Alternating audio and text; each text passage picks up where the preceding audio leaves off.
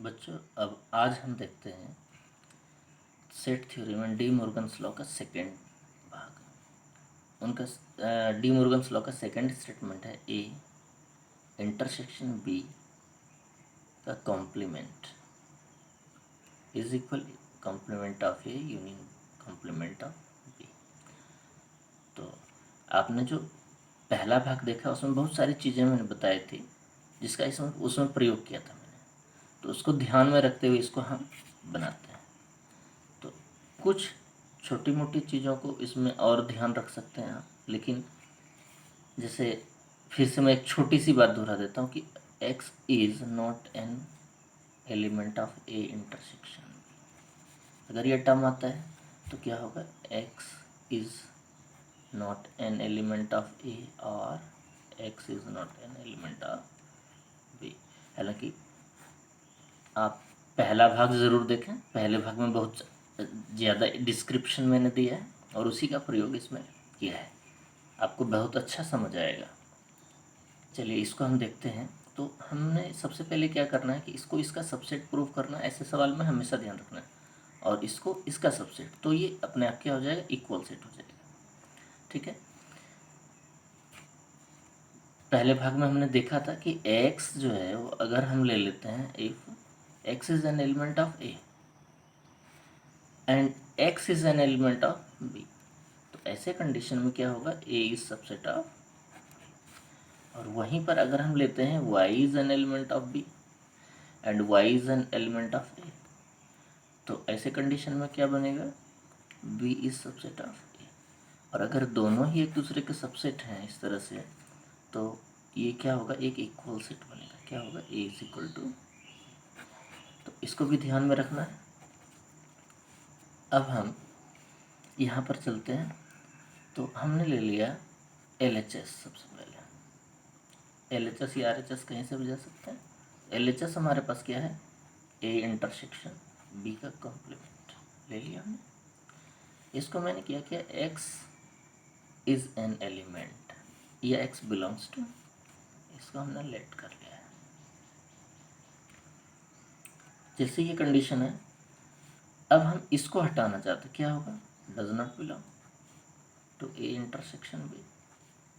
हमने पहले सीखा था, पहला अगर आप भाग देखेंगे तो उसमें मैंने क्लियर बताया कि अगर x बिलोंग्स करता है complement of A intersection B से, तो बिलोंग किससे नहीं करेगा, तो कॉम्प्लीमेंट ऑफ बी से। ठीक है, अब इसी में हम अगर इसको ओपन करते हैं तो क्या होगा, x does not belong to a. अब अगर इंटरसेक्शन का टर्म आ रहा है और नॉट बिलोंग्स वाला, डज नॉट बिलोंग वाला टर्म आ रहा है, तो हम इसकी जगह क्या यूज़ करेंगे, और ध्यान रखना वैसे एंड होता है, अगर यहाँ से ओपन करते हैं हम बिलोंग्स वाले से, तो इसकी जगह क्या होता है, एंड होता है। लेकिन यहाँ से हम ओपन कर रहे हैं तो ये टर्म क्या आएगा, और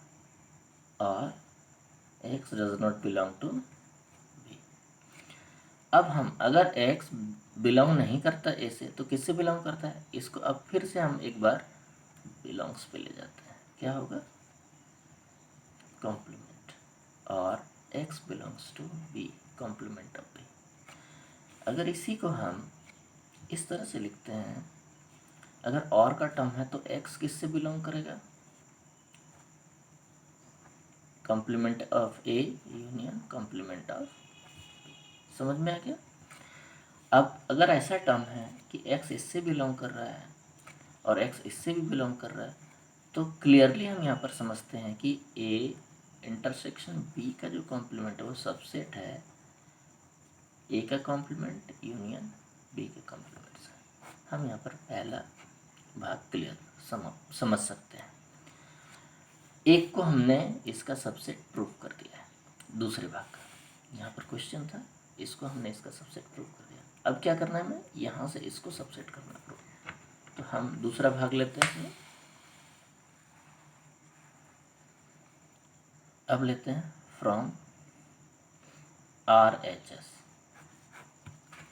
तो RHS अगर हम लेंगे तो क्या है हमारे पास, ए का कॉम्प्लीमेंट यूनियन बी का कॉम्प्लीमेंट।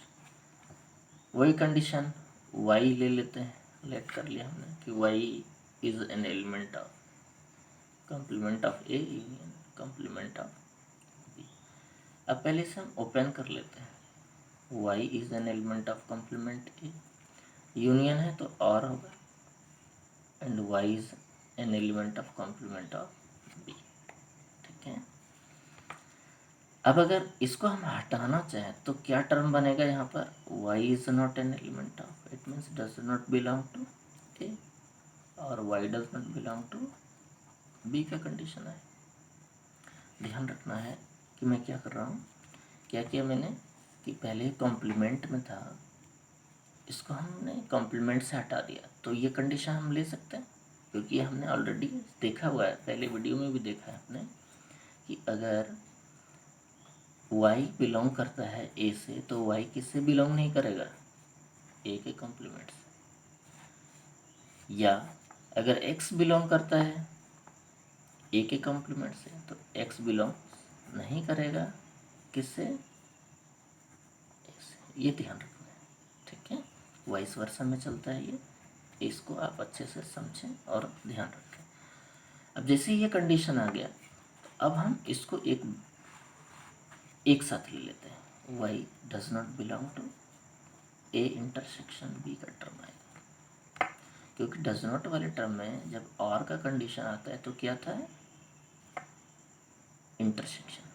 अगर यहाँ पर डज नॉट बिलोंग का टर्म नहीं है, सिर्फ ये वाला होता है बिलोंग्स टू, तो फिर यहाँ पर क्या आता है, यूनियन। इसका ध्यान रखें। अब जैसे ये कंडीशन आया तो इस पॉइंट पर अब हम क्या कर रहे हैं, फिर से एक बार और लिख रहे हैं कि अगर y इससे बिलोंग नहीं करता तो किससे बिलोंग करेगा, तो ये बिलोंग करेगा a इंटरसेक्शन b का कॉम्प्लीमेंट। ठीक है। तो यहाँ पर हमने फिर से वही कहानी की कि y को इसका एक एलिमेंट ले लिया, अब इस पॉइंट पर y को फिर इसका एलिमेंट प्रूव किया हमने, तो ये इसका सबसेट हो गया।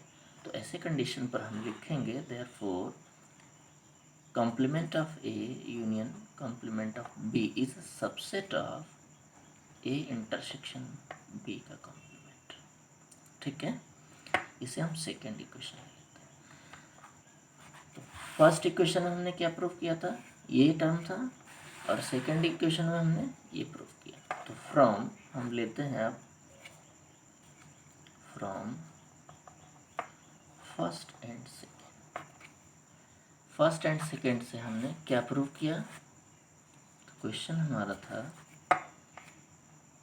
ए इंटरसेक्शन बी का complement is equal complement of A union complement of B. ये हमारा प्रूव हो गया। ऐसा आपको समझ आया होगा, और पहला भाग ज़रूर देखें और उसमें अच्छे से क्लियर होगा हर चीज़, और कोई प्रॉब्लम हो तो शेयर करें। धन्यवाद।